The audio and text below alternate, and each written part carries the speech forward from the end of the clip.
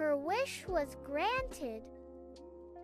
She bore a daughter named Snow White. Tragically, the queen died shortly after. The king remarried a woman of breathtaking beauty, consumed by vanity. She possessed a magical mirror, daily asking, "Mirror, mirror on the wall, who is the fairest of them all?" "For years," the mirror replied, "you, my queen, are the fairest." But as Snow White blossomed, her radiant beauty surpassed the queen's. One fateful morning, the mirror's answer changed. "Queen, you are lovely, but Snow White is 1,000 times fairer than you." A searing jealousy ignited in the queen's heart. She commanded a kind huntsman to take Snow White deep into the forest and kill her, bringing back her heart as proof. The huntsman, unable to harm the innocent girl, tearfully urged Snow White to flee. To appease the queen, he slew a wild boar and presented its heart. Lost and terrified, Snow White wandered through the dense, whispering woods. Just as despair set in, she stumbled upon a charming tiny cottage. Inside, everything was miniature and orderly. 7 tiny plates, 7 little mugs, and 7 neatly made beds. Exhausted, she ate a little from each plate and, finding one bed, fell into a deep sleep. At dusk, the cottage's owners returned, 7 hard-working dwarfs. They were astonished to find a beautiful maiden asleep. Snow White awoke, startled, and tearfully recounted her harrowing tale.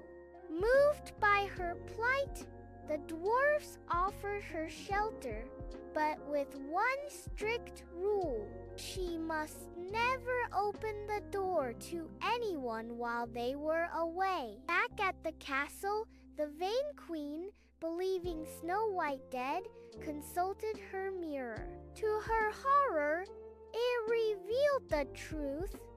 Snow White, high in the mountains and with the 7 dwarfs, is still 1,000 times fairer than you. Enraged, the queen vowed to finish the deed herself. Disguising herself as an old peddler, she journeyed to the cottage. Snow White, forgetting the warning, opened the door. The peddler offered a beautiful, intricately laced bodice. As the queen tightened the laces, Snow White gasped and fainted. The dwarfs returned just in time, cut the suffocating laces, and revived her. Undeterred, the queen tried again, disguised as a different old woman, offering a glittering, poisoned comb.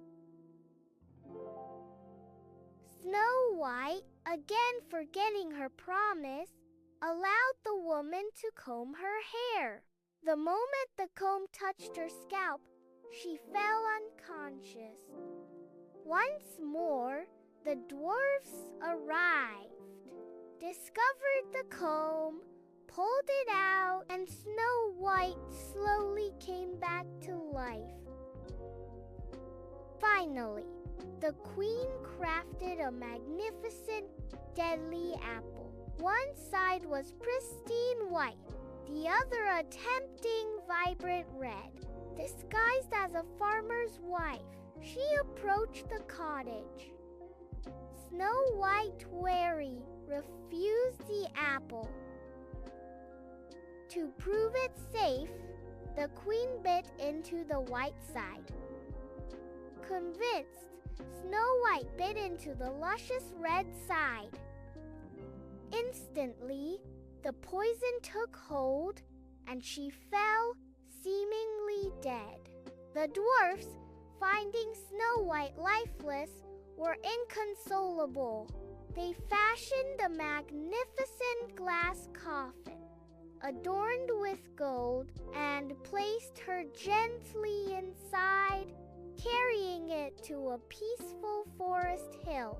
There, they kept a constant vigil, for she still looked as if she were merely sleeping.